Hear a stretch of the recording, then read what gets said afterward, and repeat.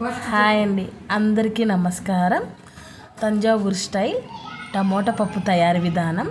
10 వెల్లుల్లిపాయలు తీసుకోవాలండి. నేను చూపించినటువంటి చిన్న గ్లాస్తో పప్పుతో సహా 10 నుంచి 15 పచ్చిమిర్చీలు తీసుకొని బాగా వాష్ చేసుకోవాలండి.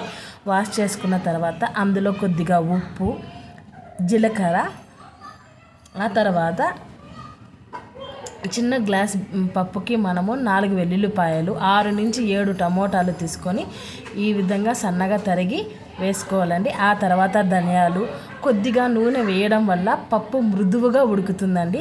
తర్వాత చిన్న చిట్కా చెప్తున్నాను, ఇది పెద్దల కాలం నుంచి వాడుతున్నారు.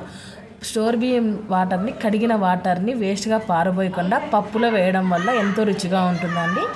ఆ తర్వాత 5 నుంచి 6 విజిల్ పెట్టుకోవాలి. పెట్టుకున్న తర్వాత మనం బాగా ఎనుపుకోవాలండి. ఎనుపుకున్న తర్వాత చిన్న పాత్రలో ఆయిల్ వేయాలి. ఆయిల్ వేడెక్కిన వెంటనే ఆవాలు వేడెక్కిన తర్వాత పచ్చిమిర్చి, మెంతులు, ఎర్రగడ్డ అంతా వేగిన తర్వాత ఈ విధంగా ఎనుపుకున్నటువంటి పప్పుని వేసి 5 నుంచి 10 నిమిషాల వరకు సిమ్ములో బాగా కాంచుకోవాలండి. ఆ తర్వాత వేడి రైస్కి టమోటా పప్పు కూర కారాస్ తింటుంటే ఎంతో రుచిగా ఉంటుందండి. మీకు ఇది నచ్చినట్లయితే please subscribe my channel and like and share అండి. Thank you.